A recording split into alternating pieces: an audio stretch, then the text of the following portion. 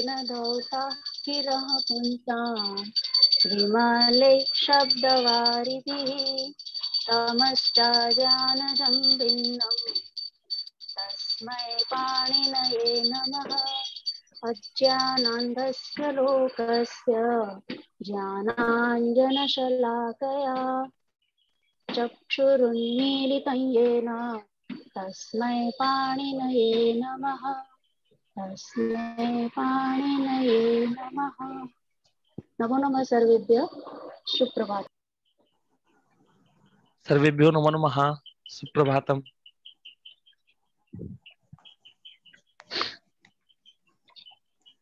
आज कक्षा में हम लोग अभ्यास 8 का अध्ययन करेंगे। हमारा पहला शब्द है, हमारा हरि शब्द है। क्या है? हरि। हरि। अब तक देखिए हमने 175 शब्दों का अध्ययन कर चुके हैं हम लोग। अब इसमें हम 25 शब्दों का अध्ययन करके आज हमारे 200 शब्द कंप्लीट हो जाएंगे। तो याद रखिएगा, एक बात हमेशा ध्यान रखिए कि ये 200 समझ के इतना मत सोचिए 200 आपने ये 200 पढ़ लिए। आपको 200 पढ़े हैं आपने, पर आपको हो सकता है कि 90% आपको आते हो, 90% आपको शब्द पहले से ही पता हो। जो शब्द 10% नहीं पता उनको पढ़िए, ठीक है ना। जिस व्यक्ति के पास, मतलब एक बार देख लीजिए, जैसे आपको सभी को पता है कि हरि माने विष्णु होते हैं, कवि माने कवि होता है, तो इन शब्दों पे ज्यादा विचार नहीं करना है। ऐसे शब्द जैसे कोई मरीचि, मरीचि माने क्या होता है? किरण होता है। अब किसी को नहीं पता मरीचि माने किरण होता था, ये किसी को नहीं पता, तो वो व्यक्ति ऐसे शब्दों पे विचार करे जिसका उसे ज्ञान नहीं है, तो जल्दी उसको हो जाएगा। अगर वो जिस चीज का ज्ञान है पहले से ही, अगर उसका दोबारा ज्ञान करेगा तो टाइम ज्यादा लगेगा, ठीक है।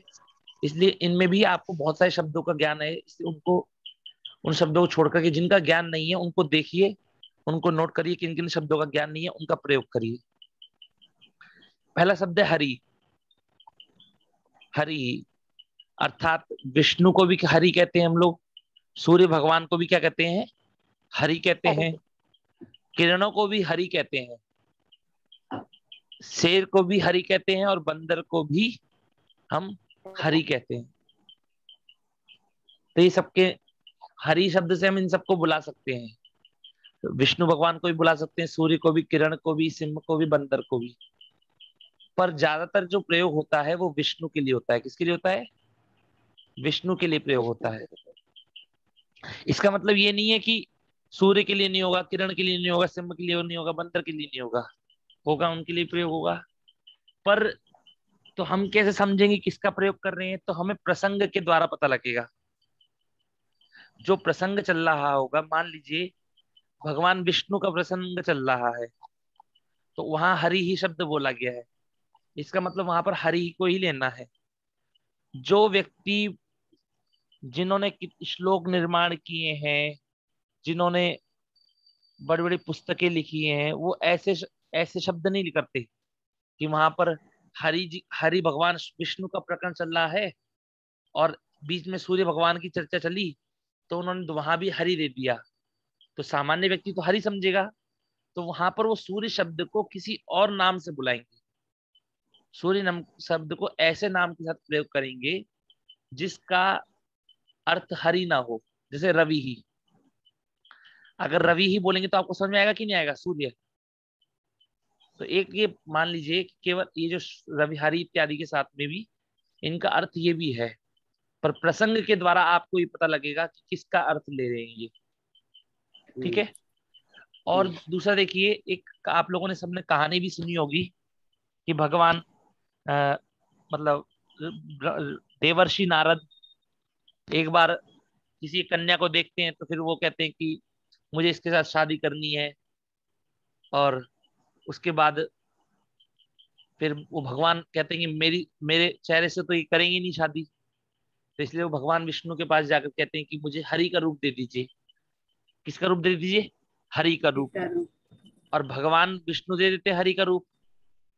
अब हरि का जब रूप दे देते हैं तो वो जाते हैं और देखते हैं कि अरे अब तो मेरे से कोई सुंदर होगा नहीं, अब तो मुझे, तो ये एक तो फिर वो क्या, अब जब सब उनका मजाक उड़ाते हैं, उन्हें लगता है कि अरे यार बताओ, भगवान विष्णु का मजाक उड़ा रहे हैं ये लोग, इस चेहरे का ऐसे मजाक उड़ा रहे हैं।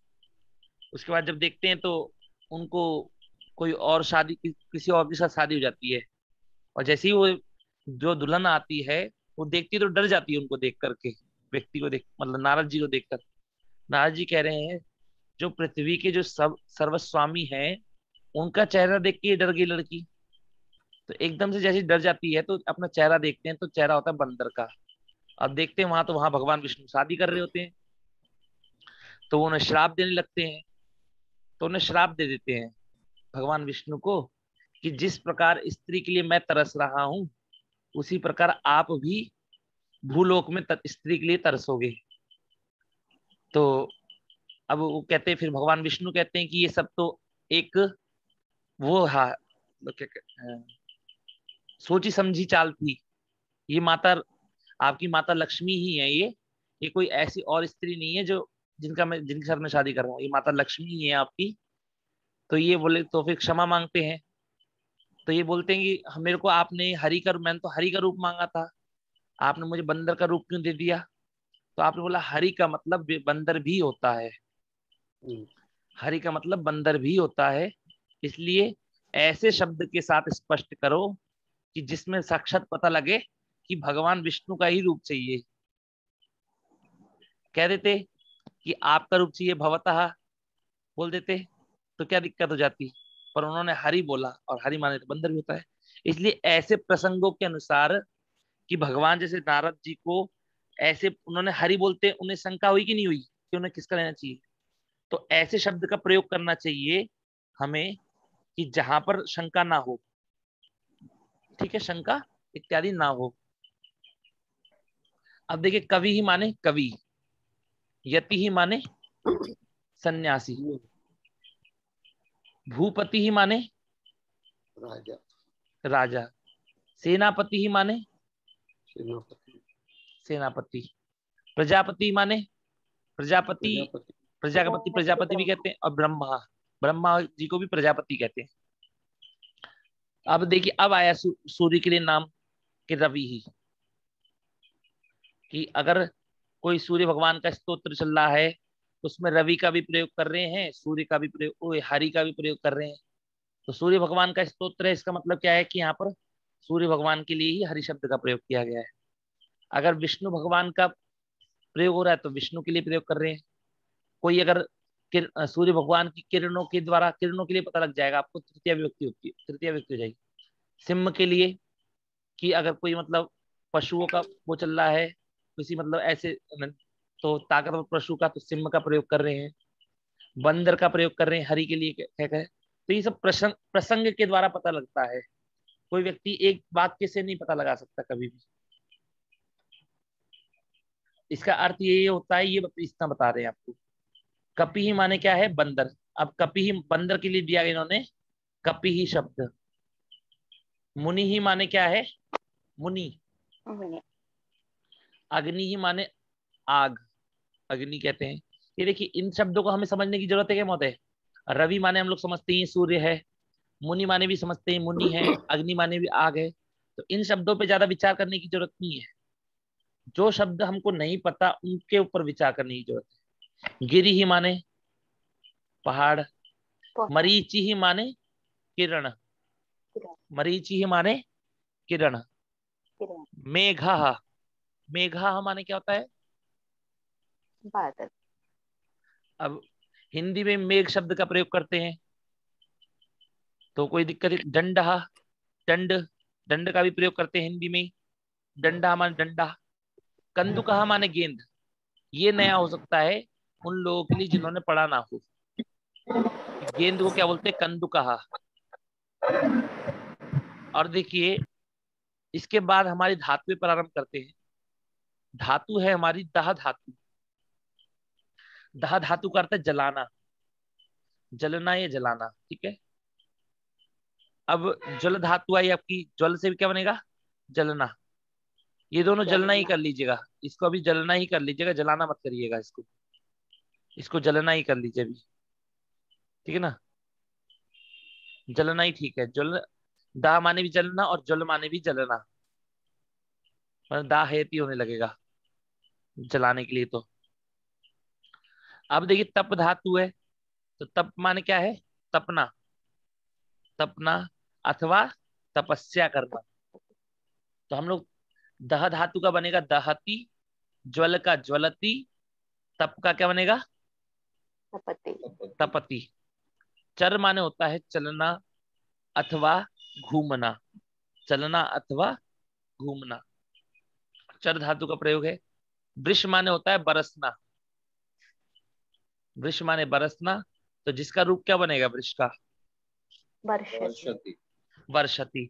वृष को वर्षति क्यों बनेगा? क्योंकि पुगंत लघु पदस्थी का सूत्र से वृष को गुण ली होगा। को गुण होकर के वर्ष बन जाएगा, गुण हो ठीक है। जाएगा। और शप और ती प्रत्यय जुड़ के वर्षति। गई धातु है, इसका बनेगा गाय, गायती बनेगा। क्या बनेगा? गायती। गायत्री। कैसे बनेगा गायती? गई धातु है, उपदेश नहीं नहीं नहीं, एक आ हो जाएगा। एचो यवा यावा से ऐसे ऐ यहाँ को, भाव से बनेगा। ऐ को आय आदेश हो जाएगा, आई होगा। ठीक है। तो गायती रूप बन जाएगा आपका। अब देखिए कि सह, सह, साकम, सार्धम, समम, चारों का अर्थ है साथ। क्या अर्थ है चारों का? सात। साथ। अब देखिए इसके बाद आगे चलते हैं। ये कह रहे हैं अब नीचे कि हरि से लेकर मरीचि तक, हरि से लेकर, मरीचि तक। ये हरि यहाँ से, ये हरि प्रारंभ है, ये रहा हरि हमारा, और मरीचि ये रहा हमारा। यहाँ तक जितने भी शब्द हैं किसकी तरह बनेंगे? हरिवत। हरि। तो एक बार हरि के रूप बनाने सीख लीजिए, हरि हरि हरया, तो सबके रूप बन जाएंगे।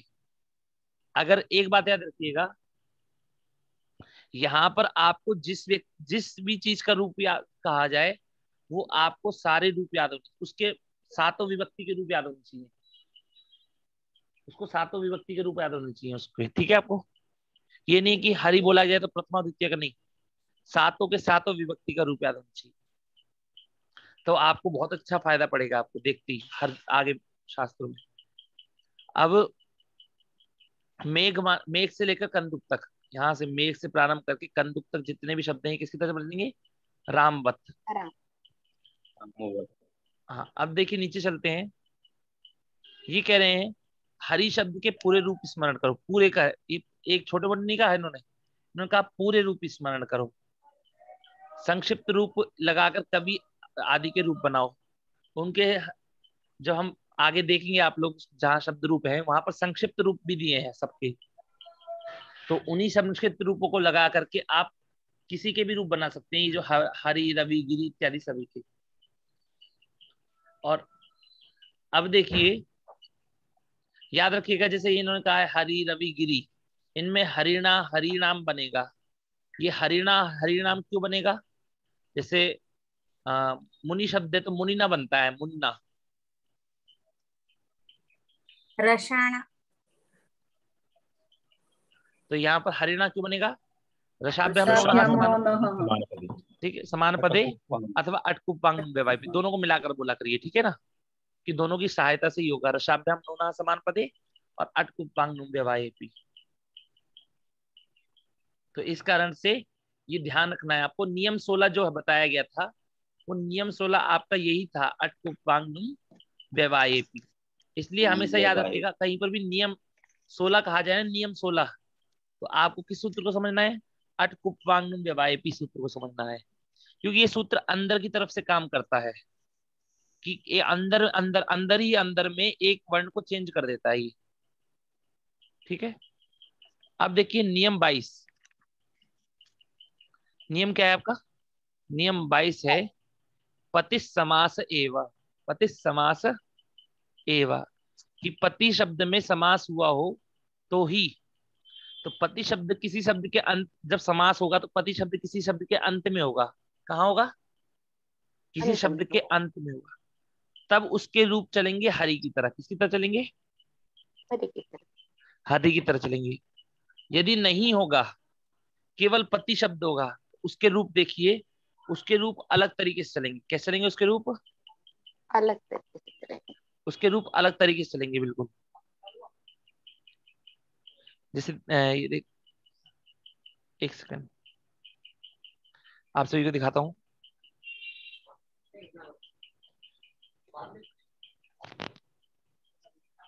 अब देखिए यहाँ पर, कहाँ पर,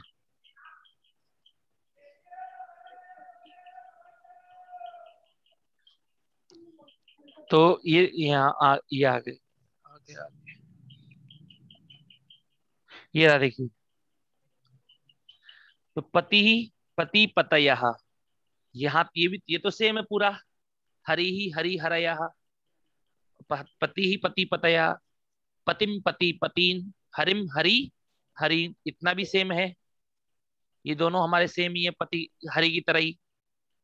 पत्या, पर वहां पर ये चेंज हो गया। वहां क्या बनता है हमारा? हरि पतिना। यदि शब्द आपका हरिणा, जैसे हरिणा बनता है उसी प्रकार पतिना बनेगा, पर कब बनेगा? जब वह किसी शब्द के अंत में होगा। जैसे भूपति, क्या होगा? भूपति। तो केवल भूपति बोलेंगे, भूपति के रूप चलाएंगे तो क्या बोलेंगे? भूपतिना। क्या बोलेंगे? भूपतिना। भूपतिना। पर यदि कभी पति शब्द का, केवल पति शब्द का यदि हम प्रयोग करेंगे तो क्या बोलेंगे? पत्या। क्या बोलेंगे? क्या?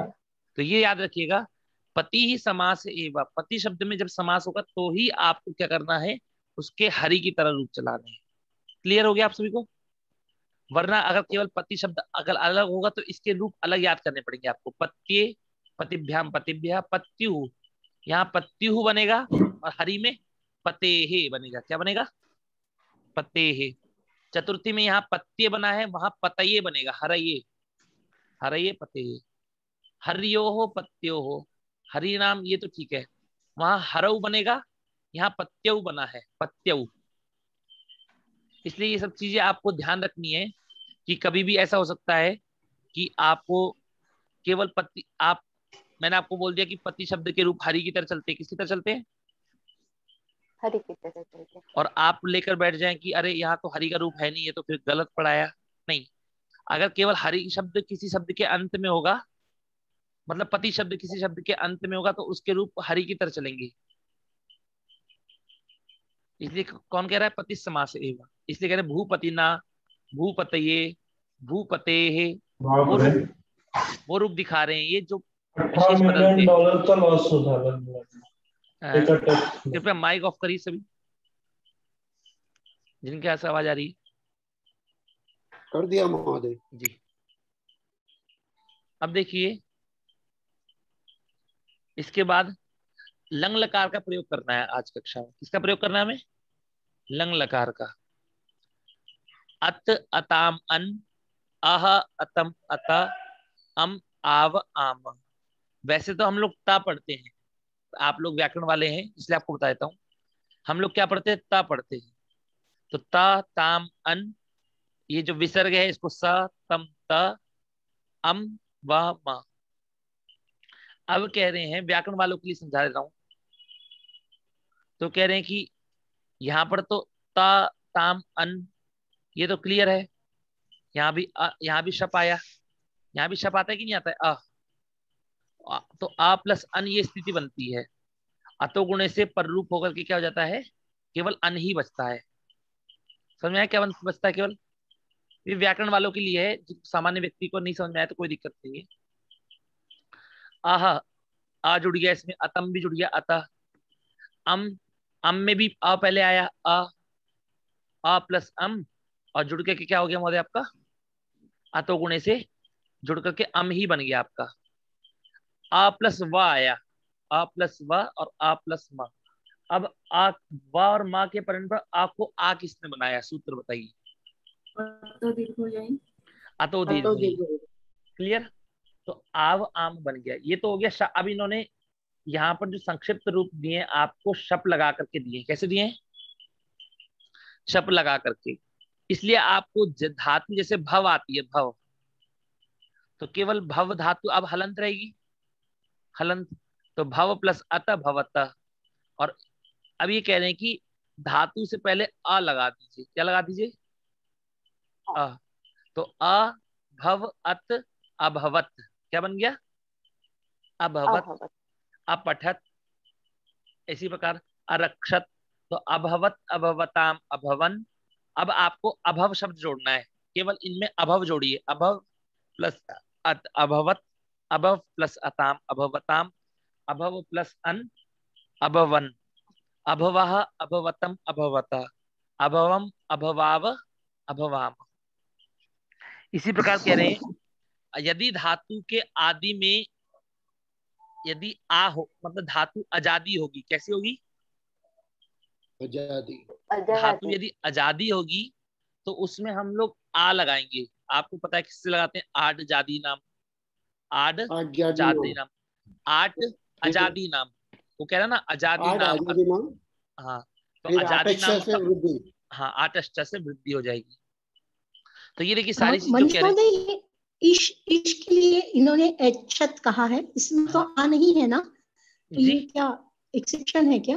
हाँ वही अपवाद बताया है? ना। हाँ ये देखिए वही बता रहे हैं कि यहाँ पर आ नहीं लगा, यहाँ पर ईश धातु है। धातु क्या है हमारी? ईश धातु है।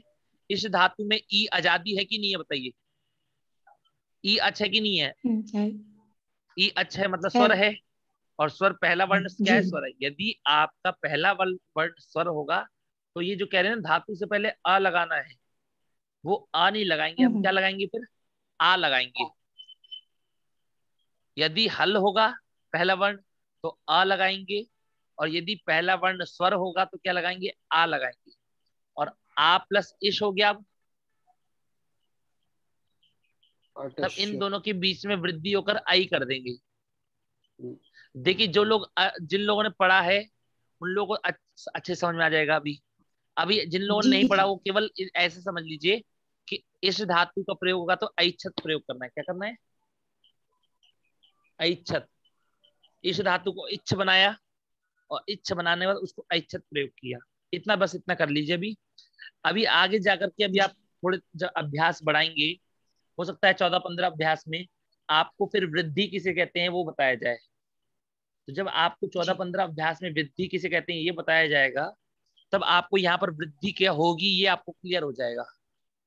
इसलिए कुछ चीजें ऐसी होती हैं कि उस स्थल पर हमें क्लियर नहीं होती है, आगे जाकर के वो हमें क्लियर हो जाती है। आप लोग मानते कि नहीं मानते इस बात को कि आगे जाकर के हो जाती है क्लियर हो?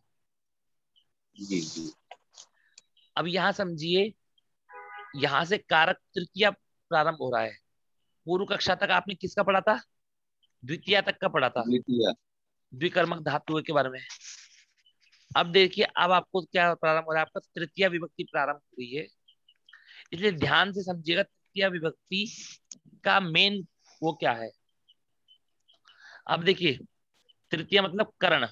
क्या है? कर्ण। कारक क्या है आपका? कर्ण कारक है। अब कर्ण किसे कहते हैं? कर्ण किसे कहते हैं? ये हो गया संज्ञा। और कर्ण में कौन सी विभक्ति ये होती है? विधि। तो कर्ण में भी दो चीजें हैं आपकी। कर्ण में कितनी चीजें हैं आपकी? दो चीजें। एक है कर्ण, एक है कर्ण संज्ञा,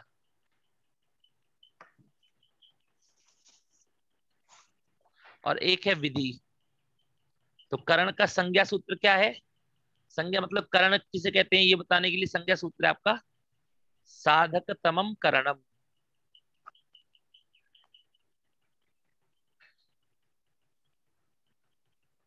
और विधि सूत्र है आपका कर्तृकरणयोस् तृतीया।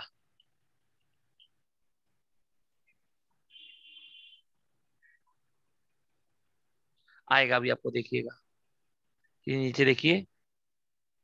तो ये दोनों है। ये जो सूत्र है आपका, ये सूत्र आपका संज्ञा सूत्र है, और ये सूत्र आपका कैसा सूत्र है? ये विधि सूत्र है।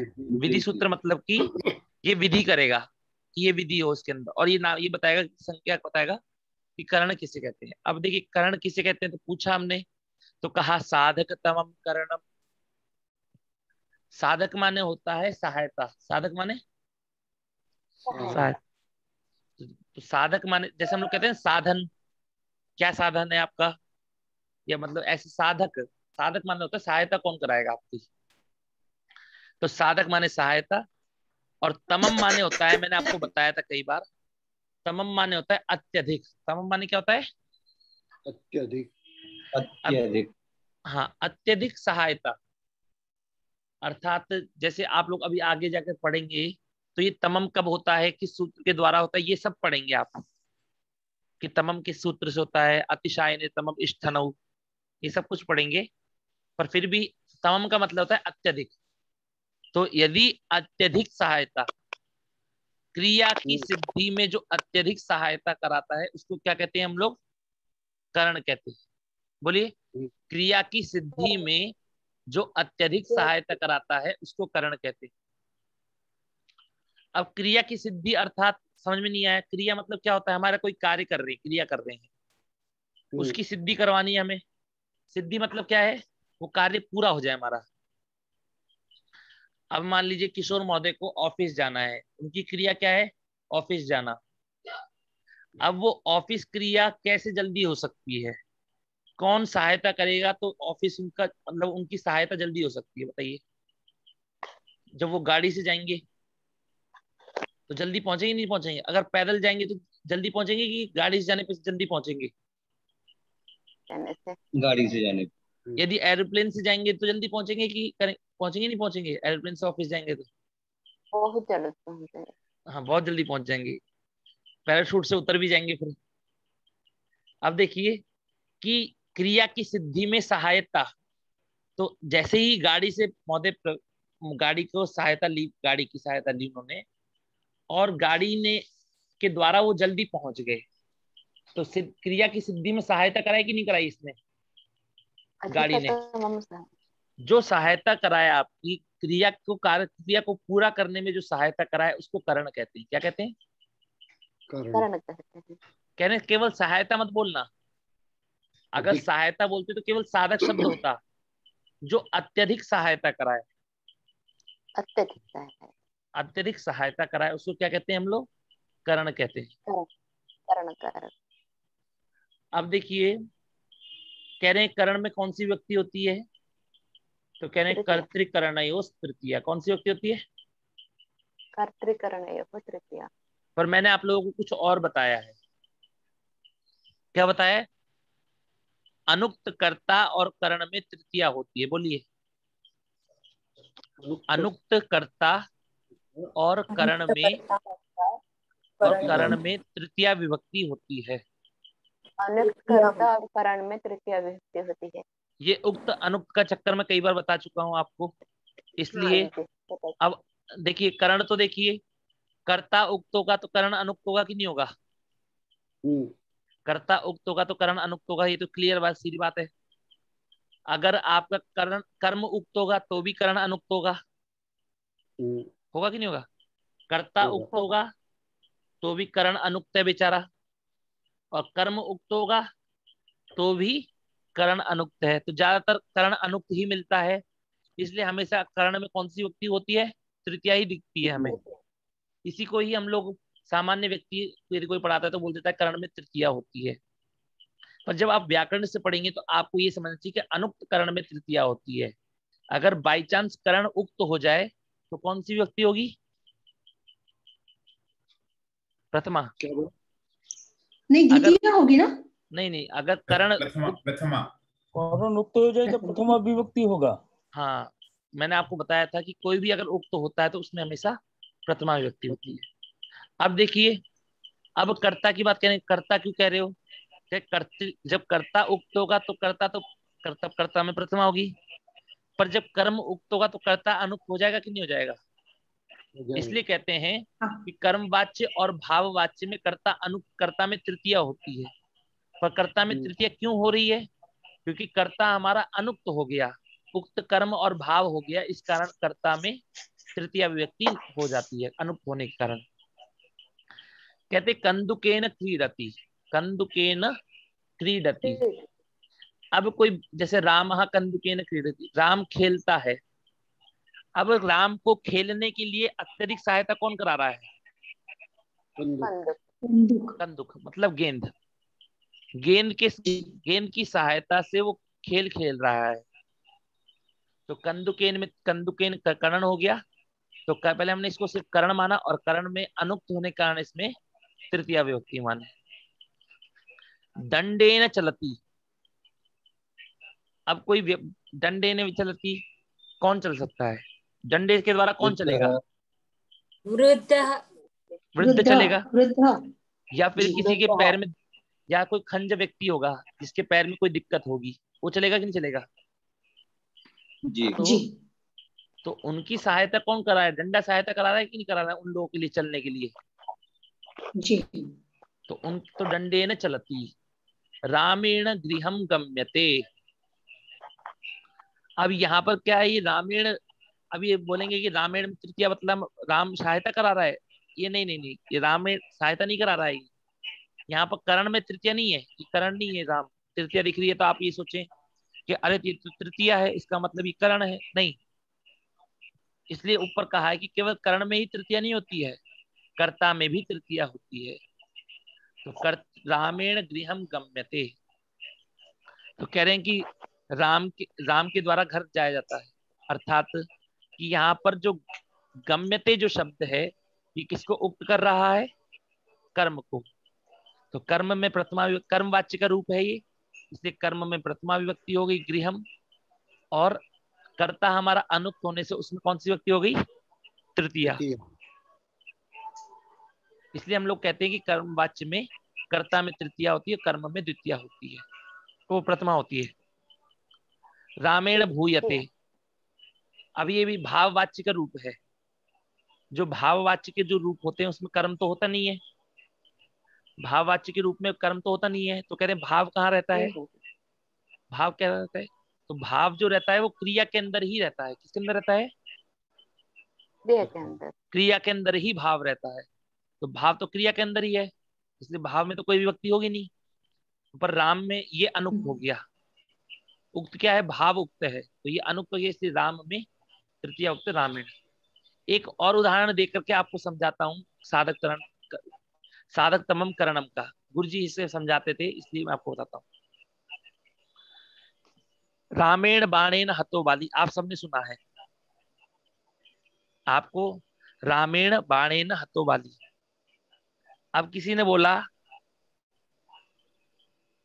रामेण बाणेन हतः बाली, इतना समझिएगा। अब ये जो हतः शब्द है ये कृदंत शब्द है। क्या शब्द है? कृदंत। आगे जाके आप पढ़ेंगे तयोरेव कृत्यक्त खलर्थाः सूत्र के द्वारा ये कर्म को उक्त करता है। किसको उक्त करता है? कर्म को। कर्म। तो ये कर्म को उक्त करता है, इसका मतलब कर्म क्या है? ये जो बाली है ना, ये आपका कर्म है। बाली क्या है? कर्म। तो कर्म को उक्त, तो बाली आपका कर्म हो गया, इसलिए इसमें प्रथमा विभक्ति हो गई। कर्म में कौन सी विभक्ति होती है? प्रथमा विभक्ति। ये हतः शब्द ता प्रत्यय लगा इसमें, ता प्रत्यय, और ता प्रत्यय के साथ जब ता प्रत्यय लगता है तो कर्म को उक्त करता है। किसको उक्त करता है? कर्म को। आप पढ़ेंगे आगे जाकर के। अब कह रहे हैं रामेण बाणेन हो गया ना वो। हाँ अभी देखिए, नहीं अभी वो नहीं समझा रहा मैं। अब रामेण जो है ये कर्ता है, ये जी। कर्ता में तृतीया विभक्ति है। इसका मतलब क्यों? क्योंकि बाली आपका उक्त हो गया, इसलिए कर्ता में तृतीया विभक्ति हो गई। तो कह रहे हैं तो ये बाणेन में कौन सी विभक्ति है? कह रहे हैं इसमें भी तृतीया है। तो कह रहे हैं ये भी करता है? कह रहे नहीं ये करता नहीं, ये करण है। क्या है ये? करण है। कह रहे कैसे करण है ये? तो कह रहे देखिए राम, ये करण क्यों है? पहले हमने प्रश्न किया, तो कह रहे हैं राम भगवान ने बाण छोड़ा, और बाण जैसे ही उन्होंने बाण छोड़ने के लिए राम भगवान ने क्रिया करी। कोई करण होगा वो किसके ऊपर आधारित होगा? कर्ता के ऊपर होगा कि नहीं होगा? अरे अगर किशोर महोदय ऑफिस जा रहे हैं गाड़ी से, तो या तो गाड़ी चलाएंगे या तो कोई और चलाएगा गाड़ी, तभी तो जाएंगे। कोई और व्यक्ति चला रहा होगा, तो कोई ना कोई कर्ता तो होना चाहिए क्रिया उस करने के लिए। तो राम भगवान ने अपना बाण छोड़ा, और बाण छोड़ने से बाण के छूटते ही वो बाण जाकर के जैसे ही बाली को लगा तो बाली मर गया। तो बाली को मारने में सहायता किसने कराई? बताइए। बाण बाण बाण बाण इसलिए बाण बाणी आपका करण है, इसलिए बाण आपका करण है, बाण और है। करण होने के कारण इसमें तृतीया विभक्ति हो गई। इसलिए कभी कोई तलवार से कोई किसी चीज से मारता है तो उसकी मारने की उसकी सहायता कौन करा रहा है, ये सब जो चीजें कराएंगे उसमें तृतीय व्यक्ति होगी, या जो भी चीज होंगी इस प्रकार आप लोग कर समझ सकते हैं। इसमें देखिए कर्मवाच्य के रूप में, कर्मवाच्य के रूपों में यदि आपका कर्ता और करण दोनों होंगे तो आपको दोनों के में तृतीय व्यक्ति के रूप उदाहरण मिल सकते हैं। समझ में है? कर्मवाच्य में आपको कर्ता और करण दोनों में तृतीय विभक्ति का एक साथ उदाहरण मिल सकता है। आगे देखिए, इत्थम भूत लक्षणे, तो सॉरी सहयुक्ते प्रधाने, सहयुक्ते मतलब सह शब्द के योग में, युक्ते मतलब योग में, सह शब्द के योग में अप्रधाने, अप्रधान जो आपका जो कर्ता होगा उसमें कौन सी व्यक्ति होती है, तृतीय विभक्ति होती है। कौन सी व्यक्ति होती है? तृतीय विभक्ति। कह रहे अप्रधान का मतलब समझ में नहीं आया, तो कह रहे हैं कि देखिए जैसे इसको थोड़ा सा हल्का सा समझाता हूं। किशोर महोदय की इच्छा है कि वो अपने, मान लीजिए अपने बेटे के साथ स्कूल जा रहे हैं, ठीक है, तो पुत्र के साथ स्कूल जा रहे हैं, पर पुत्र पुत्र प्रधान है कि किशोर महोदय प्रधान है, या दोनों प्रधान है? किशोर महोदय प्रधान। नहीं, पुत्र प्रधान है। किशोर महोदय प्रधान है नहीं नहीं नहीं, और पुत्र जो है वो उनका नहीं नहीं नहीं, दोनों प्रधान है, दोनों प्रधान है। नहीं, ये समझिए, पुत्र स्कूल जा रहा है। अच्छा, फिर पुत्र प्रधान है, तो पुत्र सहायक है ना, पिता जो है पिता सहायक है। एक सेकंड रुकिए, अभी आप लोग कोई कुछ मत बोलिए। पुत्र पिता के साथ, पुत्र पिता के साथ स्कूल जा रहा है, अर्थात मुख्य कर्म क्या है, आपने देखा स्कूल जा रहा है तो वो तो पुत्र को ही जाना है, पिता के साथ क्या, पिता तो सहायता करा रहा है, तो प्रधान कौन है आपका कर्ता? प्रधान कर्ता कौन है? पुत्र। और ये पिता क्या हो गया आपका? अब प्रधान हुआ कि नहीं हुआ? जी।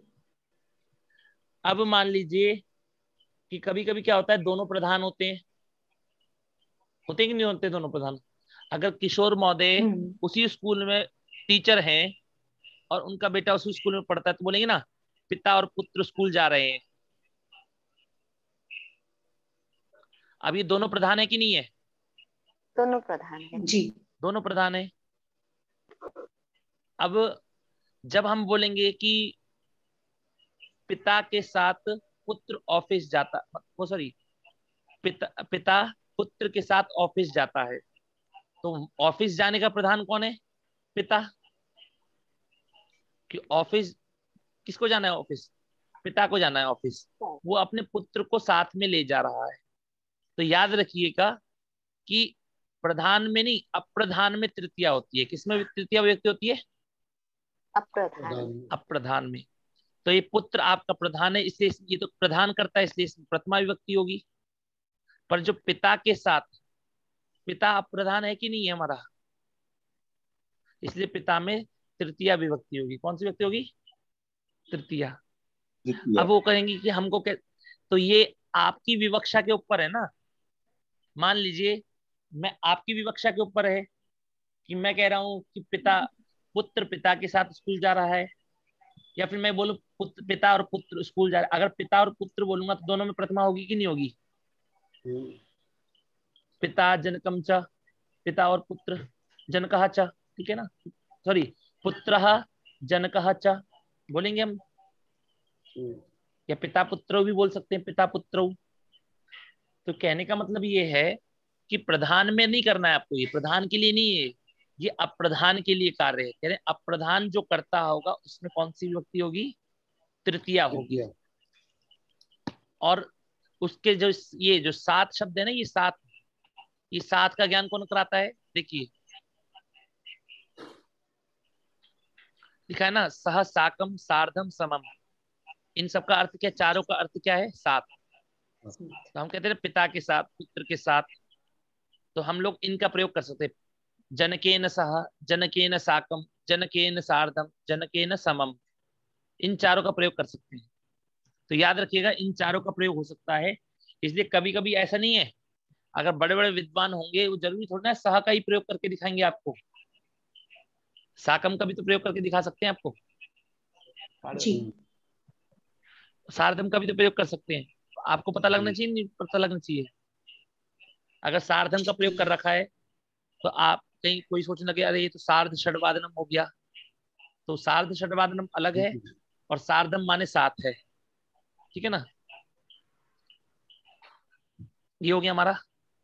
तो इसलिए जनकेन सह साकम सार्धम समम वा गृहम गच्छति, कि पिता के साथ जाता है। तो यहाँ पर ये एक बात याद रखिएगा, विवक्षातः कारकाणि भवन्ति, कि विवक्षा के ऊपर कारक होता है। किसके ऊपर होता है कारक? विवक्षा के ऊपर। विवक्षा के ऊपर, कि आपकी विवक्षा है कि आप किसको प्रधान बनाना चाह रहे हो। अगर आप ये कहना चाह रहे हो कि पिता और पुत्र दोनों प्रधान हैं और वो दोनों घर जा रहे हैं, तो किसी में भी तृतीया नहीं होगी। पर आप कहेंगे कि पुत्र जा रहा है पर पिता के साथ जा रहा है, पिता अप्रधान है, पुत्र प्रधान है, तो क्या है, पुत्र में प्रथमा होगी और पिता में तृतीया होगी। इस बात का क्लियर है। अब देखिए इत्थम भूत लक्षणे, क्या शब्द है आपका, सूत्र क्या है? इत्थम भूत लक्षणे। देखिए आपको चारों प्रकार के सूत्र मिल रहे हैं, आपको चारों सूत्र लिखे, इसलिए सूत्र हमेशा ध्यान रखिएगा। एक बार आप ये समझ गए ना, ये समझ चुके हैं, तो आपको ज्यादा कोई दिक्कत नहीं होगी। सूत्र याद रखिए, हमेशा यही सूत्र लगेंगे। इत्थम भूत लक्षण, इत्थम माने क्या होता है, कोई बताएगा? इस प्रकार से या ऐसे? इस प्रकार, डिटेल इदम इत्थम, ऐसे ही, ऐसे ऐसे, ठीक है। अब देखिए जिस चिन्ह से किसी व्यक्ति या वस्तु का बोध होता है उसमें तृतीया होती है। क्या बोला? इस चिन्ह से किसी व्यक्ति या वस्तु का बोध होता है उसमें तृतीया होती है। तो जैसे कहने जटाभि यति ही, जटा से जटा संन्यास ज्ञान होता है। जटा से सन्यासी ज्ञात होता है। तो सन्यासी ज्ञान करने के लिए किसने सहायता कराई? जटा ने सहायता कराई, जटा। क्योंकि सन्यासी लोग ही जटा रखते हैं, सन्यासी लोग ही जटा रखते हैं। तो इसलिए जटा से कि कह रहे हैं जिस चिन्ह से किसी व्यक्ति या वस्तु का बोध होता है, तो यहाँ पर ये जो चिन्ह है कि नहीं है जटा, जटा के कारण सन्यासी का ज्ञान हो गया। तो जिस चिन्ह से ज्ञान हो रहा है उस चीज में तृतीया होगी, तो जटा में तृतीया होगी। अगर मान लीजिए कि कोई है और ले लेते हैं, पवन जी ले लेते हैं, पवन कुमार महोदय जी। अगर पवन कुमार महोदय जी ऑफिस जा रहे हैं, ठीक है, और मान लीजिए बिजनेसमैन है और उन्होंने कोट पैंट अच्छे से पहन रखा है, तो हम कहेंगे कोट पैंट पहन रखे हैं, इसका मतलब कोई बिजनेसमैन है। ऐसे समझते हैं कि नहीं समझते हैं? जी। तो कोट पैंट में तृतीया हो जाएगी। ऐसे ही यहाँ पर कि जिस लक्षण के कारण, जिस चीज के कारण हम समझे कि अरे ये व्यक्ति तो ऐसा है, ये व्यक्ति तो ऐसा है, तो उस जो लक्षण होगा उसमें क्या होगा, तृतीया व्यक्ति होगी। कौन सी होगी? तृतीया। इसलिए कह रहे हैं ऐसा, मतलब इत्थम, इत्थम भूत लक्षण। जो लक्षण होगा, लक्षण माने पता लगता है, लक्षण माने जिस चीज के कारण आप समझ रहे हैं। जैसे यहाँ पर जटा लक्षण है, ठीक है, लक्षण के ऊपर बहुत लंबी व्याख्या हो जाती है, इसलिए यहाँ नहीं करेंगे। लक्ष्यते अनेन इति जी, लक्षण, कि लक्ष्य को या वस्तु की जो लक्ष्य को, विशेष पहचान हाँ है। जी, लक्ष्य को लक्षण मानकर, लक्ष्य को देख करके, जैसे हम, जैसे किसी ने बोला, जैसे मान लीजिए एक आप एक ग्राउंड में खड़े हैं, अब बिजली बरसी, बिजली कड़की, अब आपने पूछा कि कहाँ कहाँ बिजली बरसी, मतलब, तो आप, किसी ने बोला पेड़ के पास, किसने बोला? पेड़ के पास। तो पेड़ आपका क्या है? लक्षण है। पेड़ क्या है आपका? लक्षण। और लक्ष्य क्या है आपका? बिजली को देखना। लक्ष्य क्या है आपका? बिजली को देखना, या अपनी ये ज्ञात करना कि बिजली कहाँ पर हुई थी, ये ज्ञात करना। तो लक्ष्य तक पहुंचने के लिए लक्षण सहायता कराते हैं। क्या कराते हैं? लक्षण। सहायता करते हैं। तो यति का, सन्यासी का ज्ञान करने के लिए तो जो जटा है इसका लक्षण हो गया, तो इसने ज्ञान कराया कि नहीं कराया? किसी व्यक्ति ने बोल दिया कि सन्यासी को जाकर दे देना। किसको जाकर दे देना? ये फल सन्यासी को दे देना। तो बोला कि सन्यासी कैसे होगा, कैसे पता लगेगा? तो कह रहे हैं कि उसकी जटा से पता लग जाएगा। किससे पता लग जाएगा? जटा से। तो लक्ष्य क्या था हमारा? सन्यासी था लक्ष्य कि सन्यासी, और लक्ष्य को पहुंचने के लिए किसने सहायता कराई? लक्षण ने, जटा ने सहायता करा दी पहचानने के लिए। तो जो सहायता कराए लक्ष्यते, जैसे बताया महोदय, लक्ष्यते अनेनेति लक्षणम, उसी प्रकार ये आपका होगा। हेतु सामान्य से समझिए, हेतु मतलब क्या है? कारण बोधक, कि इस कारण से, जैसे हम लोग कोई कोई कार्य करते हैं ना, जैसे कोई व्यक्ति कुछ कहीं रह रहा है, तो मेरा बेटा पढ़ने के लिए बाहर रहता है, तो उसका हेतु क्या है? पढ़ना। हेतु क्या है उसका? पढ़ना। तो पढ़ने के लिए रह रहा है, पढ़ने हेतु के लिए वो रह रहा है, ठीक है ना? तो ये जो हेतु शब्द, कारण बोधक शब्दों में, कि इस कारण से, इस समझिए, इस कारण से वो कर रहा है, इस कारण से ये क्रिया कर रहा है, इस कारण से। तो जो जो कारण होगा उसमें कौन सी व्यक्ति होगी? तृतीया। अध्ययनेन वसति, अध्ययन के लिए, अध्ययन के कारण से रहता है। अध्ययनेन वसति। आप सब लोग पढ़ते होंगे तो आपको सुनने में तो आता होगा कई बार, अध्ययनेन वसति। तो ये सूत्र क्या है आपका? हेतु सूत्र है। सूत्र क्या है? हेतु। हेतु में सप्तमी, इस सूत्र में सप्तमी विभक्ति है। जैसे हेतु शब्द है, हेतु, हेतु में अंतिम में उ है, तो गुरु की तरह गुरु बनता है, यहाँ हेतु बनेगा, हेतु। तो हेतु में सप्तमी विभक्ति, मतलब हेतु में तृतीया होती है। क्या बोला इन्होंने? हेतु में तृतीया होती है। अब ये आपके आज के आपने नियम पढ़ लिए। आपने कितने नियम पढ़े? 6 नियम पढ़े। एक तो पति समास एवं, कि पति शब्द में समास होगा तभी आपको करना है। करण किसे कहते हैं आपको ये पता लगा, कि जो सहायता कराए। किसकी सहायता कराए? क्रिया की सहायता कराए। क्रिया की सिद्धि में जो अत्यधिक सहायता कराए उसको करण कहते हैं, ठीक है? कर्तृकरण तृतीया, अनुक्त कर्ता और कर्ण में तृतीया होती है। सहायुक्त अप्रधाने, अप्रधाने कहा है ना इन्होंने, ये देखिए यहाँ इन्होंने अप्रधाने कहा है, ये जो, इसलिए ध्यान रखिएगा, अप्रधाने, अप्रधान में ही तृतीया होती है। इत्थम भूत लक्षणे, कि वो इस प्रकार से इसका ज्ञान होता है। और हेतु कारण बोधक शब्दों में तृतीया होती है। आपने सब पढ़े, अब इनका प्रयोग करते हैं। और एक चीज और, आपको किसका प्रयोग करना है? लंग लकार का, लंग लकार का प्रयोग करना है, ठीक है ना? तृतीया का तो आप करेंगे ही करेंगे, लंग लकार का भी आपको प्रयोग करना है। और ऐसा नहीं है कि तृतीया तो तृतीया ही आएगा, आपने जो पहले पढ़ चुके हैं वो भी आ जाएंगे बीच में। तो अब वो जटा भी ही यति ही है ना, उसका क्रियापद नहीं लगता है क्या उसको? लक्ष्यते करके नहीं नहीं नहीं, लक्ष्यते इत्यादि नहीं लगेगा, क्योंकि उसका जो लक्षण है ना, उसी से ही ज्ञान हो गया ना, उसी से ही वो जो क्रिया है। हमें तो ज्ञान करना एक क्रिया है ना, वो ज्ञान मतलब समझना, आंतरिक क्रिया की नहीं है ये।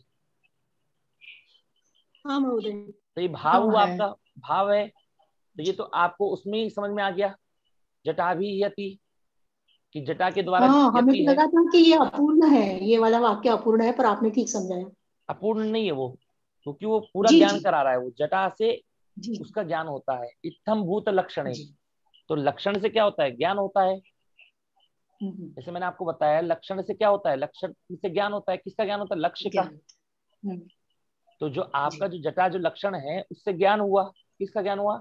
सन्यासी का ज्ञान हुआ, ठीक है जी। यति का। उसने पढ़ा, उसने पढ़ा, तो उसने के लिए क्या हो गया? सह। अब देखिए, हिंदी है वो, उसने पढ़ा बोलिए अथवा वह पढ़ा, उसने पढ़ा अथवा वह पढ़ा, एक ही बात है कि नहीं है? पर हिंदी में हम अगर कोई व्यक्ति, जैसे हमने देखते हैं साउथ के लोग अगर नॉर्थ में आते हैं, तो हम कहते हैं कि हम उनको बताते हैं कि दूसरे के लिए हम वह का प्रयोग करते हैं। कहते ही नहीं कहते हैं, पर हम खुद उसने शब्द का प्रयोग कर लेते हैं, उसने यार ये कार्य, उसने ये काम किया। और उस साउथ वाला व्यक्ति क्या बोलेगा कि वह ये काम किया, तो थोड़ा लगता है कि हमको मैच नहीं हो पा रहा। पर वो मैच क्यों नहीं हो पाता? क्योंकि वो उस भाव तक नहीं पहुंचते हो।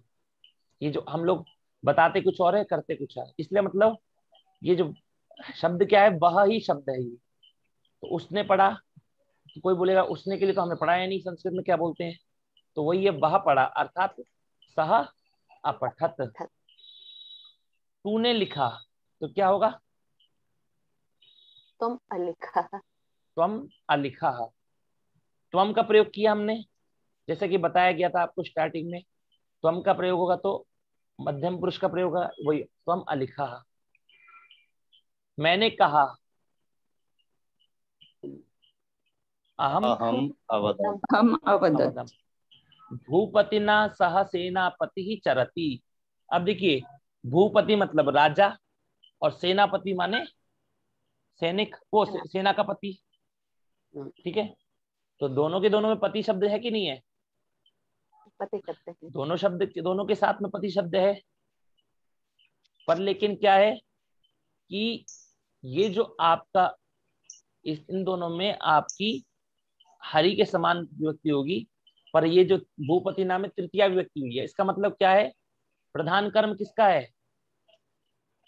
भूपति नहीं, सेनापति का। सेनापति। घूमने का प्रधान कर्म किसका है? सेनापति का। और सहायता कौन, तो उसके साथ कौन जा रहा है? भूपति ना सह। अब प्रधान कौन है आपका? राजा प्रधान है। और कहीं ऐसा भी हो सकता है, कुछ स्थलों में ऐसा हो सकता है कि राजा अप्रधान हो, और कुछ स्थलों में ऐसा हो सकता है सेनापति प्रधान हो, अप्रधान हो। जैसे मान लीजिए, और सेनापति ने सेनापति को जैसे भ्रमण करने का वो है उसका, कि तुम राजमहल में भ्रमण करके देखो कौन क्या हो रहा है, और राजा ने बोला मैं भी साथ में आ रहा हूँ, तो उसने ये बोला ना मैं भी साथ में आ रहा हूँ। इसका मतलब क्या है कि वो अप्रधान है। प्रधान कर्म किसका है? घूमना। वो सेनापति का कर्म है। पर जब राजा ने बोला कि सेनापति तुम मेरे साथ चलो, तो राजा को जाना है कहीं पर, वो सेनापति को साथ में ले जा रहा है, तो सेनापति आपका क्या होगा? प्रधान होगा। तो ये सब चीजें विवक्षा के ऊपर होती हैं आपकी। यतिना सार्धम, कवि ही गायती। यतिना माने मुनि, यति, सन्यासी। सन्यासी कवि के साथ रहे हैं। सन्यासी के साथ। यतिना सार्धम, सन्यासी के साथ कवि ही गायती। तो कवि गायती मतलब अगर केवल कवि ही गायती होता तो क्या होता? कवि गाता है, होता कि नहीं होता जी। पर जब हमने बोल दिया यतिना सार्धम, कवि गायती यतिना सार्धम, कवि गाता है सन्यासी के साथ, तो कवि यतिना सार्धम कवि गायती। समझ में आपको? अगर इन शब्दों को हम तोड़ भी देंगे, जैसे मान लीजिए पहले कवि ही सार्धम यतिना, अथवा गायती कवि ही सार्धम यतिना, या फिर इसको भी तोड़ फोड़ के अलग अलग कर देंगे, तब भी आपका अर्थ वही बनेगा कि नहीं बनेगा? बनेगा। संस्कृत है ये, इसमें तोड़ फोड़ के कर दोगे तो कहेंगे सार्धम तो अलग हो गया, तो कह रहे हैं उससे मतलब नहीं ना, सार्धम में अलग है बेशक, पर लेकिन जिस शब्द में तृतीया हो रही है तो उससे पता लगा कि सार्धम का संबंध किसके साथ में है? उस शब्द के साथ में है। तो कभी इसी को मतलब संस्कृत के शब्दों को अलग अलग करने पर भी कोई दिक्कत नहीं आती है। चाहे मैं यहाँ पर भूपति ना सह सेनापति चरती बोलूं, चाहे सेनापति सह भूपति ना चरती बोलूं, कुछ भी बोलूं मैं, वाक्य आपका शुद्ध का शुद्ध ही है। पर जो नियम बताए जाते हैं, जैसे च का जैसे प्रयोग करते हैं कि च का इन शब्दों के बाद प्रयोग करना, तो उनके बाद ही प्रयोग करना है। ठीक है। मुनि ही सत्येन लोकम जयति, क्या बोला गया यहाँ पर? मुनि सत्य के साथ लोग को संसार को जीतता है। अब देखिए, आप लोग साथ को लेकर बैठ गए, सत्य के साथ नहीं, मुनि सत्य से मतलब सत्य के द्वारा लोक को जीतता है। तो ये जो लोक को जीतने के लिए सहायता कौन कर रहा है? सत्य।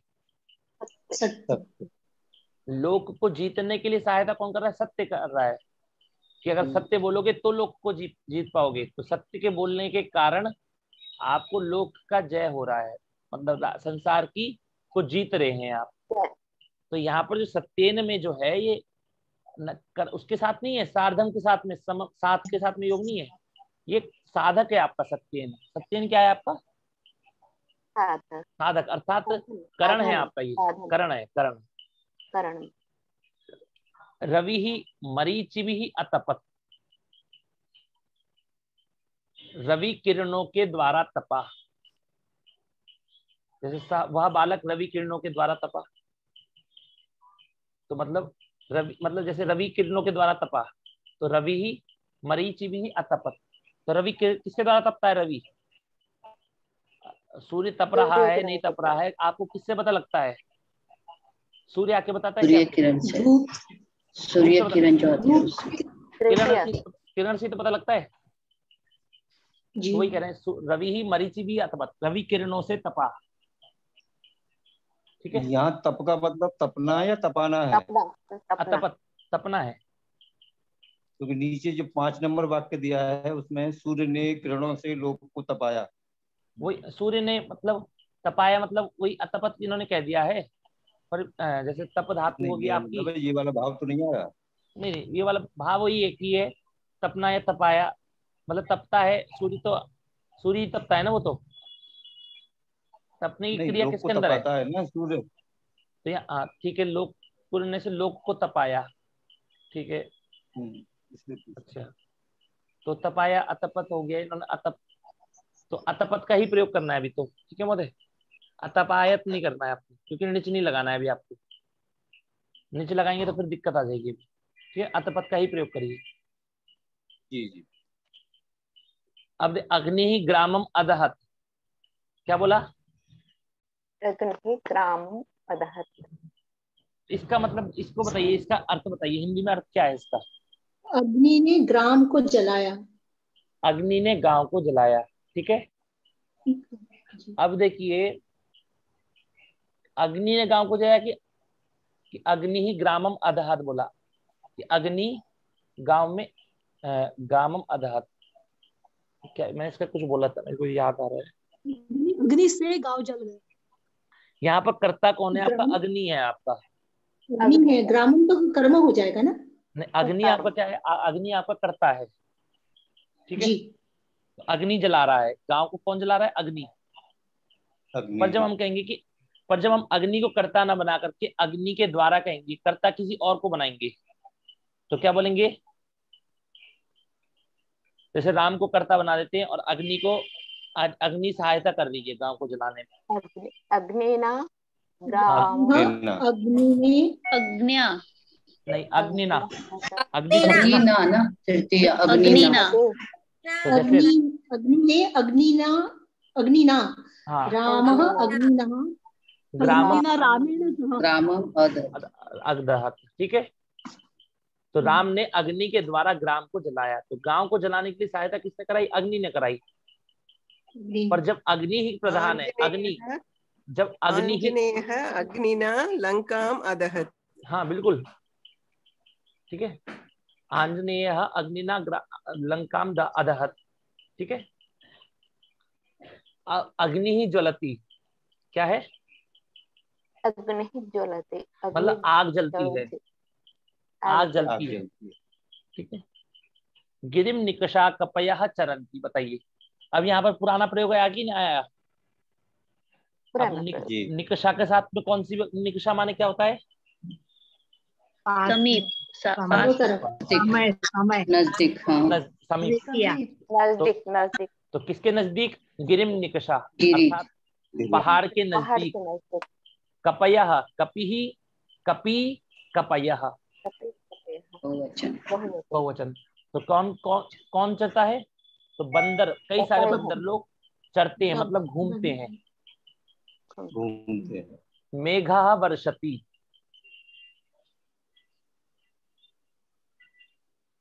क्या हुआ? बारिश हो रही, बारिश पड़ती है, बारिश होती है, पड़ती है, वो एक ही बात है, वो बादल बरसते हैं। हाँ, एक बात बताइए कि बादल बरसने की क्रिया तो वही है ना। अब चाहे आप इसको तमिल में बोलिए, चाहे इसको हिंदी में बोलिए, वो तो बात, क्रिया तो एक ही हो रही है ना। तो बारिश पड़ती है, बारिश हो रही है, ठीक है, तो ये एक ही बात है वो सारी। मेघा प्रजापति, प्रजापति मतलब इन्होंने क्या लिया है, हरि, हरे है, हरि। प्रजापति मतलब इन्होंने हरि के लिए बताया है कि हरि मतलब भगवान विष्णु। लोकम विष्णु करो, के लोकम करो मतलब संसार करते हैं, मतलब संसार करते हैं मतलब संसार बनाया है, रचते संसार हैं। बनाते हैं, संसार करते हैं। अध्ययनेन, अध्ययनेन वसति, अध्ययन के उद्देश्य से रहता है,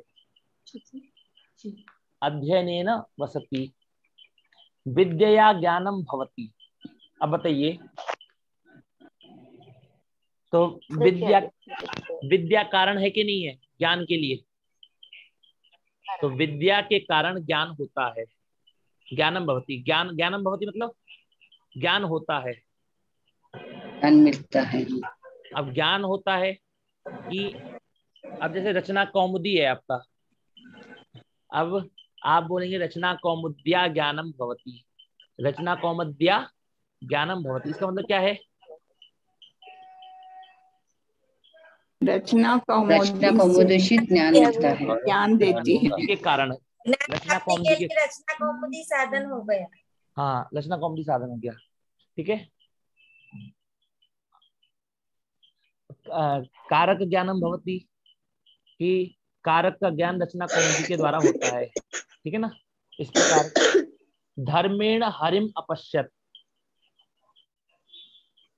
धर्मेण हरिम अपश्यत, इसमें क्या होगा, धर्म के हेतु, धर्म धर्मेण हरिम अपश्यत, धर्म के द्वारा हरि भगवान को देखते हैं, हरि को देखा, भगवान को देखा।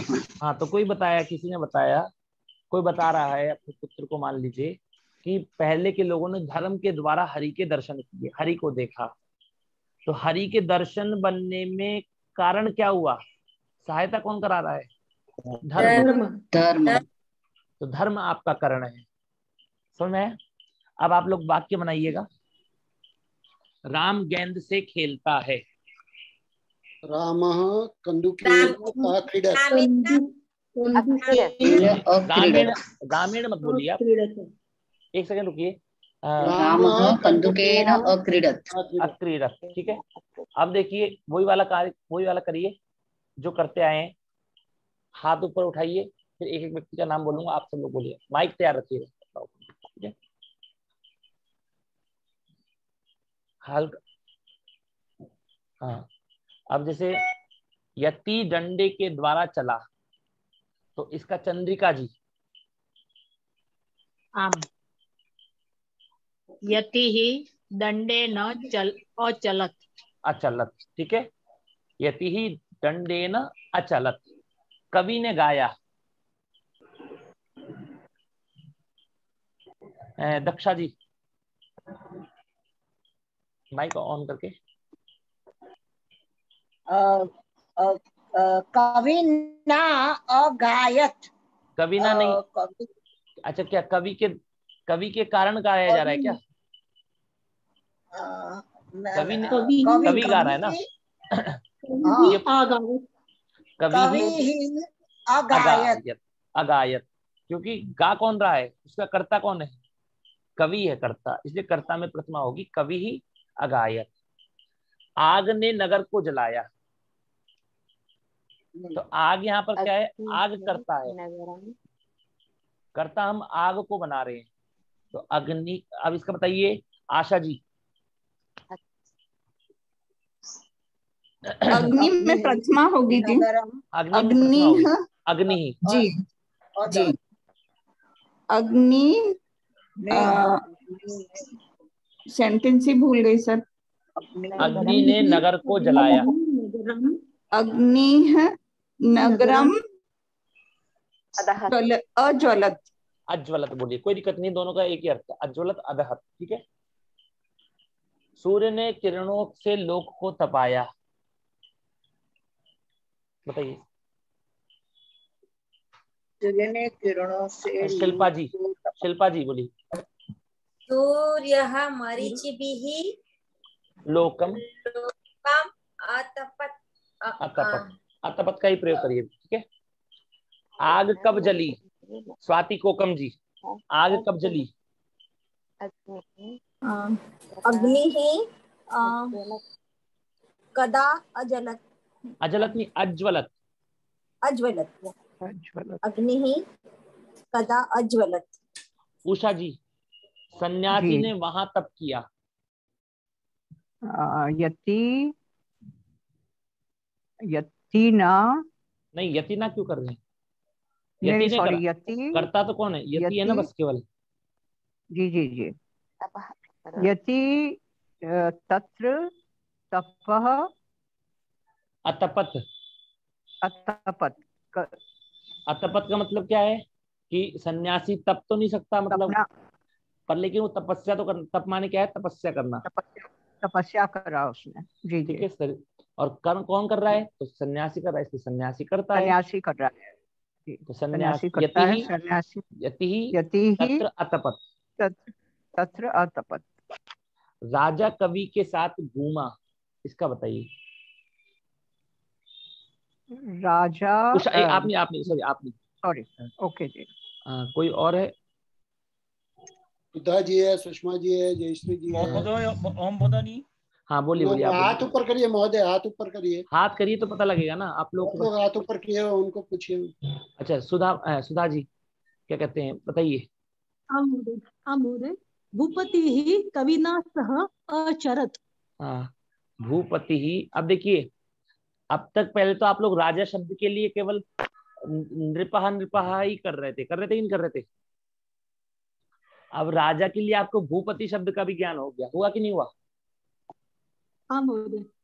अब अगर आपको राजा शब्द को अगर आपको अकारांत कहकर बुलाना है तो नृपहा बोलिए, इकारांत कहकर बुलाना है तो क्या बोलिए? भूपति बोलिए। और यदि इसके अलग ही रूप चलाने हैं राजा के, केवल राजा शब्द के, तो राजा के रूप सीखिए, राजा राजा राजानु राजना, अलग रूप चलेंगे। पर इसका मतलब ये नहीं है कि अगर आपको राजा के रूप याद नहीं है तो आप इनसे काम चला सकते हैं कि नहीं चला सकते? ठीक है। अब देखिए सुषमा अग्रवाल जी, राजा के साथ सेनापति यहाँ आया।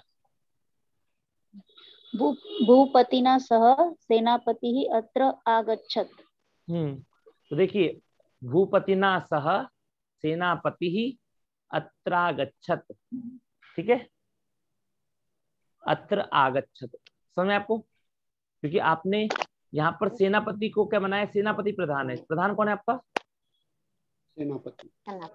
और किसके कौन साथ में आ रहा है? राजा साथ में आ रहा है, राजा के साथ, राजा प्रधान है। अब चाहे वो बेशक राजा के साथ इसलिए आ रहा हो, कुछ क्या बात हो सकती है वो देखी जाएगी, पर लेकिन किस लिए आ रहा हो? शादी का न्योता देने आ रहा हो, इसलिए आ रहा हो, कुछ नहीं पता ना, वो तो विषय अलग है। तो इसलिए बस आया। प्रधान कौन था? सेनापति प्रधान था। नेहा माने मतलब जटा से सन्यासी ज्ञात होता है। जटा भी ही यति ही अगायत, ज्ञात होता है तो अज्ञात की अगायत नहीं, ज्ञात अगायत तो मतलब हो जाएगा गाता है। हाँ सॉरी, हाँ। पर लेकिन जटा से ज्ञात होना है ना, ये देखिए ज्ञात होना जो है, ज्ञात के लिए क्या होगा?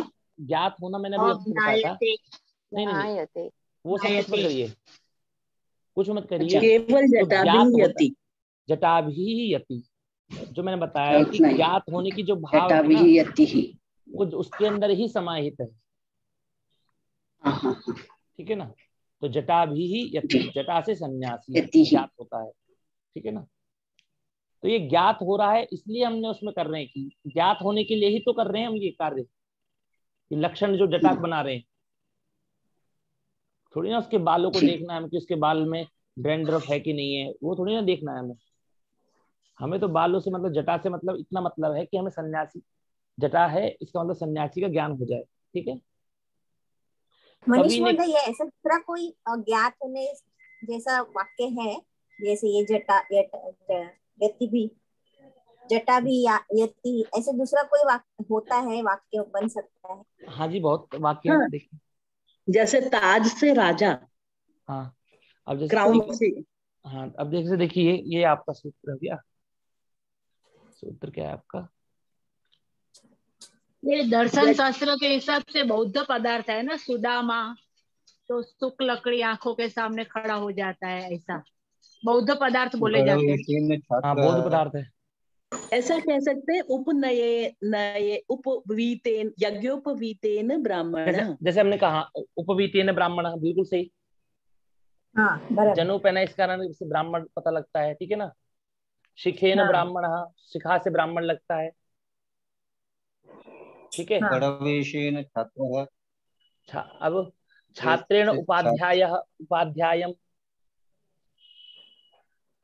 त्रिपुंडेन ब्राह्मण पूजकः। जैसे लिखा है ना, देखिए शिखया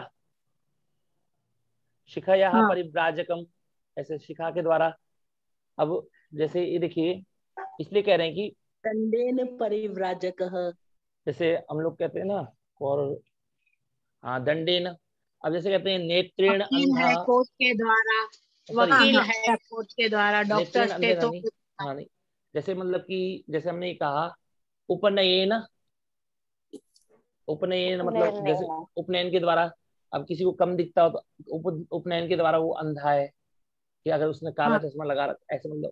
तो इस प्रकार हम समझते हैं कि किसी कार्य को समझने के लिए हम जो चीज का कारण उसको समझ रहे हैं, तो उस चीज में तृतीया होगी।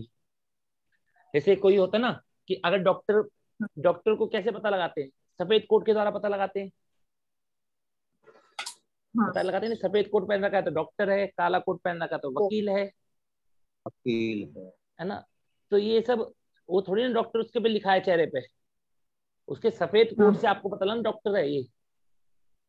आप कभी भी हॉस्पिटल में जाते हैं तो आप थोड़ी नहीं जानते डॉक्टर है ये व्यक्ति, आप फिर भी एकदम से देखते पहचान लेते हैं यार ये तो डॉक्टर है। क्यों पहचान लेते हैं? क्योंकि उसने सफेद कोट पहन रखा होता है। नहीं तो उसने जो गले में डालते हैं ना, वो लोग गले में क्या डालते हैं? संस्कृत में क्या बोलते हैं उसके संस्कृत में नहीं पता अभी, तो उसके द्वारा भी आप मतलब समझ सकते हैं, है कि नहीं? उन सब चीजों से ज्ञान होता है कि नहीं? शुभ्र वस्त्र धारयः वैद्यः, ऐसे। हाँ, ऐसे कह सकते हैं, ठीक है। अच्छा, धन्यवाद जी। अब कवि ने किस प्रकार गाया, बताइए। नेहा पवन कुमार जी, पवन शर्मा जी। कवि ने किस प्रकार गाया जी? कवि ही कीदृशम अगायत। नहीं, कीदृशम आपको पढ़ाया ही नहीं है।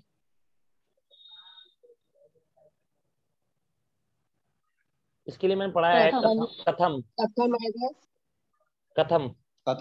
मैं बताया था ना, इत्थम थम दोनों अंत में ये बताया भी था सूत्रों के द्वारा। कथम आएगा क्या? नहीं, इत्थम माने इस प्रकार, कथम माने किस प्रकार। कथम माने किस प्रकार या कैसे? हाँ, तो कवि ने किस प्रकार गाया, तो कवि कथम अगायत। कथम अगायत। यति मुनि के साथ हरि के पास गया। अब इसका बताएंगी मानिक सांबरे जी। मानिक सांबरे जी बोलिए। के साथ हरि के पास मुनि के साथ मुनि ही।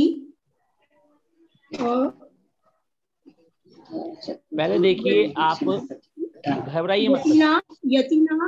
यतिना सारद मुनि गलत कर रहे हैं मुनि आगच्छत। नहीं, इसका देखिए। नो नहीं, इसका देखिए, मैं 12 नंबर का है। मैं समझाता हूँ, पहले ध्यान समझिए, पहले आराम से ध्यान से समझिए कि आपकी क्रिया क्या है। क्रिया क्या है? गया।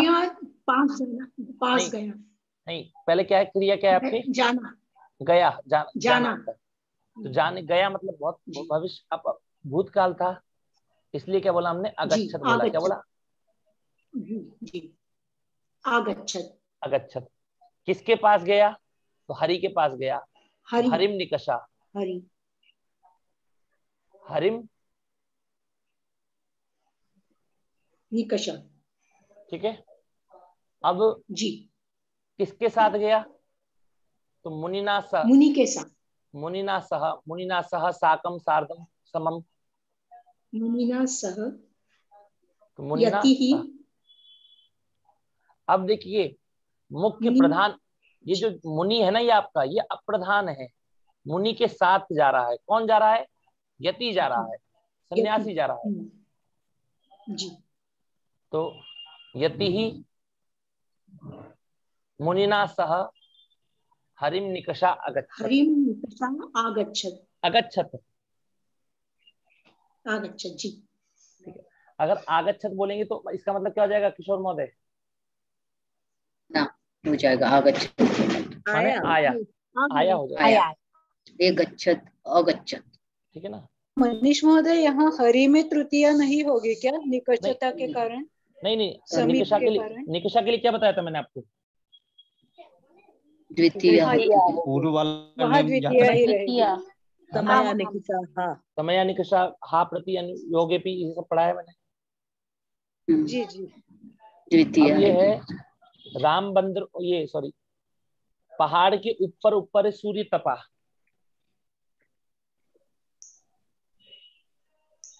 कौन बताएगा इसका? शारदा गोपालन जी। हाँ महोदय। पहाड़ के ऊपर ऊपर सूर्य तपा। पर्वतस्य उपरि उपरि। गलत कर रही हैं आप। ये है पहले, सबसे पहले पहाड़ को बोलते हैं गिरी, बोलेंगे क्या बोलेंगे? पर्वतम, गिरी। पर्वतम ऊपर ऊपरी। गिरिना। नहीं, मेरी बात समझिए। पहले पर्वत को कहेंगे गिरी कहेंगे, ठीक है? अब गिरी में कौन सी व्यक्ति होगी? तो कभी भी नहीं, सप्तमी नहीं, द्वितीया। ऊपर द्वितीया होगी, क्योंकि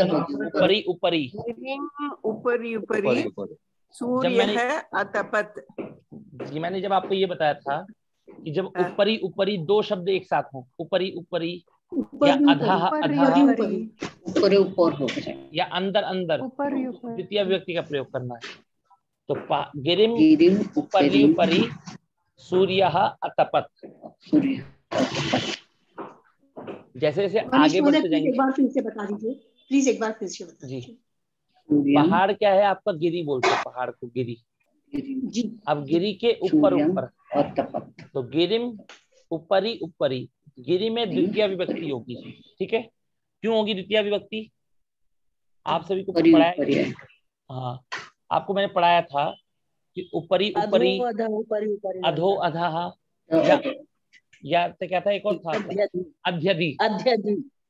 इन तीन शब्दों के साथ में आपकी द्वितीय विभक्ति होती है। तो ये वही शब्द है, इसलिए पूर्व का पढ़ेंगे तो आप आगे बना पाएंगे। पूर्व का तैयार नहीं है तो आगे नहीं चल पाएंगे आप। अंतरांतरेण युक्ते। हाँ, अंतरा वो तो बिना, वो तो दूसरा हो गया। राम बंदरों के साथ खेला, इसका बताइए कोई। रामः कपिला सह अक्रीडत्।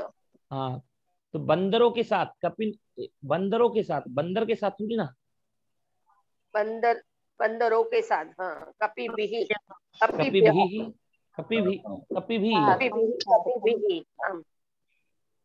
ठीक है। अब देखिए राम बंदरों के साथ खेला हो गया।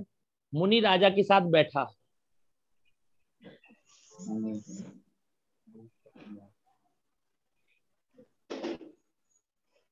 बोलिए जय श्री जी। मुनि ही भूपति सह असीदत। नूतन माता जी, मेघ बरसा। मेघः अवर्षत्। मेघः अवर्षत्। रमेश महोदय, कवि और मुनि ने पुस्तकें लिखी।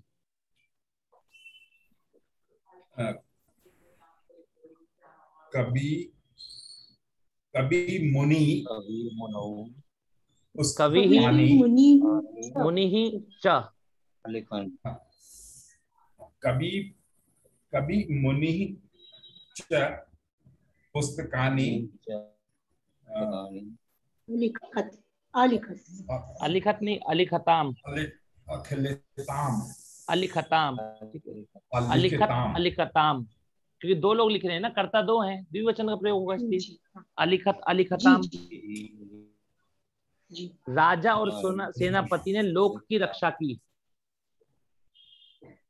राजा और सेनापति ने इसकी रक्षा की, लोक की रक्षा करी। इसको कौन बताएगा? कौन बताएगा? वो है कि संदीप महोदय?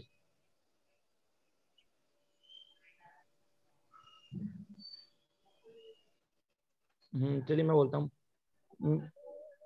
मीनाक्षी माता जी बताइए आप। हरिओम, हम बता में मीनाक्षी माता जी। सेनापति लोकम अरक्षताम। अरक्षताम, ठीक है। अब इसके बाद बताइए, शिव प्रसाद होता महोदय हैं?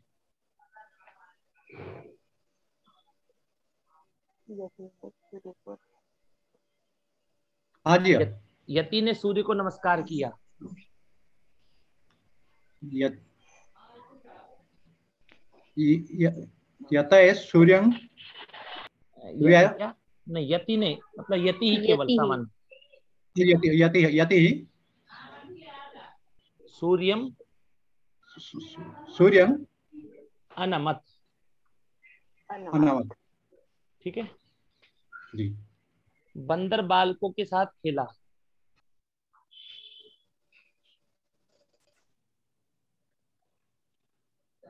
बंदर कपिः बालकैः सह अक्रीडत्। कपिः बालकैः सह अक्रीडत्। अक्रीडत्, ठीक है, समझ में आपको? जी। तो ये आपका हो गया आज का करेक्ट। 10:30 बजे हुआ है आपका, देखिए। और ये सब इसमें देखिए, कवि ना अगायत, क्यों? क्योंकि कवि आपका कर्ता है और कर्ता में प्रथमा विभक्ति होती है। अग्नि ना नगरम, अग्नि अगर अग्नि करता है तो अग्नि में वो होगी। इस प्रकार आप देख लीजिएगा, ये सब आसान है आपका, आप अभ्यास भी कर सकते हैं इस प्रकार। किसी का कोई प्रश्न है तो अब वो पूछिए, नहीं तो फिर हम लोग कक्षा जी पूछिए। हाँ हरिओम जी। पति ही समास एवं, ये सूत्र है या कोई वार्तिक है? सूत्र है ये, पति ही समास है। इसमें जो आपको पढ़ाया है इनमें से एक मिनट देखते हैं, कोई भी आपका सारे सूत्र हैं आपके, ठीक है ना? और सूत्र है कि नहीं है ये तो आप उसमें भी देख के पता लगा सकते हैं, सर्च करके, ठीक है ना? जी। और कोई प्रश्न? हाँ मनीष जी, ये जो 19 है, यति ने सूर्य को नमस्कार किया, तो वहां पे नमस्कारम अकरोत कर सकते हैं? नमस्कारम कर सकते हैं, नमस्कारम अकरोत। और न, अगर ना कहने की इच्छा हो तो अनमत कह दीजिए सीधा। हाँ मतलब दोनों भी चलेगा ना? जी हाँ, थैंक यू। हाँ, अब इसमें और किसी का कोई प्रश्न? जी मनीष जी, कभी कभी कंदुक के लिए कंदुकम कहा जाता है और यहाँ कंदुकः है, तो पुल्लिंग में यूज करेंगे या नपुंसकलिंग में? तो कंदुकम कहा जाएगा तो जैसे किसी ने गेंद खरीदी, तो वो खरीद रहे, किस चीज को खरीदने के द्वारा उनको क्या खरीदना चाहते हैं? वो गेंद को। तो गेंद, तो उसमें कर्म द्वितीय विभक्ति होगी कंदुक में। हाँ नहीं ये तो है, पर चित्र में दिखाकर कि भाई क्या किसको क्या कहा जाता है, उसमें कंदुकम कंदुकम। अच्छा, वो कंदुकम क्या है? वो कंदुकम आपका प्रथमा विभक्ति का है। केवल सामान्य जब किसी को बताएंगे तो प्रथमा विभक्ति बताएंगे, ठीक है? जैसे हम लोग बोलते हैं ना कि जैसे हमने बोला हरि ही बोला, हरि ही बोला, तो हरि क्यों बता रहे हैं? क्योंकि हरि माने भगवान विष्णु, प्रथमा का रूप बता रहे हैं ना हम लोग। ऐसे कंदुकम भी फलम की तरह प्रथमा का रूप होता है। जैसे गेंद वहां है तो क्या कंदुकम यहाँ पर लगाएंगे ना? है कंदुकम, क्योंकि वहां का अस्तित्व किसके अंदर है? गेंद के अंदर है। गेन करता होगी आप, ठीक है। हाँ किशोर महोदय कुछ पूछना चाह रहे है ना? मनीष महोदय, ये सह जैसा ऐसा विना के साथ भी आएगा तृतीया? हाँ बिना के साथ जो अंतरा अंतरेण युक्त है वो बिना के साथ में द्वितीया होती है।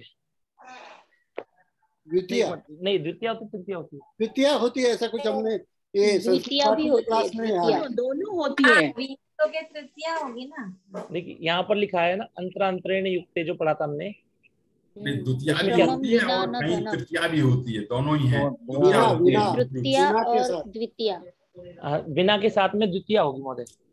बिना के साथ द्वितीया होती है मुख्य रूप से। बिना के साथ द्वितीया तृतीया पंचमी तीनों होती है। द्वितीया तृतीया पंचमी तीनों होती है। अच्छा ये मनीष जी, ये जो कर्ति करणीयो तृतीया में जो जैसे आप बता रहे हैं अनुक्त, तो ये क्या वार्तिक के है कुछ, या मान लीजिए या कैसे विवक्षा कैसे की कि अनुक्त कर्म में अनुक्त कर्ति में तृतीया होती है, ये वार्तिक है क्या? अनुक्त का जो ये एक सूत्र है, एक सूत्र है जिसका अधिकार जाता है अनभिहिते कर्मणि द्वितीया, जैसे कर्मणि द्वितीया बोला ना इन्होंने। ठीक है, अधिकार के माध्यम से ये सब में जाता है। ठीक है। अनभिहित का मतलब होता है अनुक्त, ठीक है। ठीक है, ठीक तो केवल अब देखिए कर्मणि द्वितीया नहीं, केवल सूत्र कर्मणि द्वितीया नहीं, कर्म में द्वितीया होती है नहीं।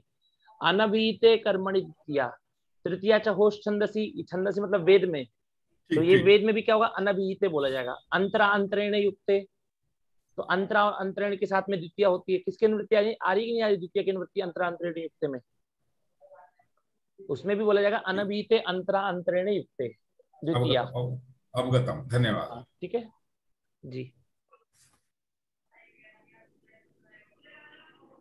महोदय गजानन गणेश जी का शांति मंत्र प्लीज बोलिए ना। पूरा तो बहुत लंबा हो जाएगा। मनीष महोदय कल कौन सी क्लास रहेगी? कल महोदय कल उसकी होगी लिट लकार की, लिट लकार की कल कक्षा होगी कल। आप लोग को थोड़ा समय भी तो चाहिए फिर आपको इसको तैयार करने के लिए, रचनावाद कौमुदी को भी तो तैयार करने के लिए समय चाहिए कि नहीं चाहिए। अगले गुरुवार को हम रचनावाद कौमुदी कर लेंगे, ठीक है ना जी जी। और शनिवार को फिर हम लिट लकार कर लेंगे। ऐसे ही थोड़ा दोनों विषयों को देते देते टाइम दे देते करेंगे, ठीक है। तो अब चलिए इतने करते हैं, अब अगली कक्षा में मिलते हैं कल। मनीष जी अगर एक दिन फिक्स रखो तो अच्छा रहेगा, मतलब एक दिन 2 दिन जो भी है कि ये दिन में ये, तो हम आपको बार बार बॉदर नहीं करें कि आज क्या सिखाया जाएगा। उसकी कोई दिक्कत नहीं, आप परेशान कर लीजिए उस चीज से परेशान हमको भी हमारे वो नहीं हो सकता है, वो मनीष जी पे छोड़ दीजिए क्योंकि ऐसा नहीं फिक्स हो सकता है, ठीक है। हाँ क्योंकि मेरे को लिट लकार भी करवाना है और ये भी करवाना है, तो फ्लो के हिसाब से जाना पड़ता है क्योंकि तो उनको करने दीजिए, उसके ऊपर हम लोग ये नहीं करेंगे, ठीक है ना। मनीष जी की विवक्षा के अधीन ही रहे। विवक्षा के दिन नहीं, ये प्रार्थना समझ लीजिए कि ये प्रार्थना है कि जिस दिन मतलब बुलाया जाए आप उस दिन आइए, ठीक है ना। हाँ जी ठीक है, धन्यवाद, क्षम्यताम। नहीं कोई दिक्कत नहीं है, ठीक है। तो यहीं तक चलते हैं महोदय।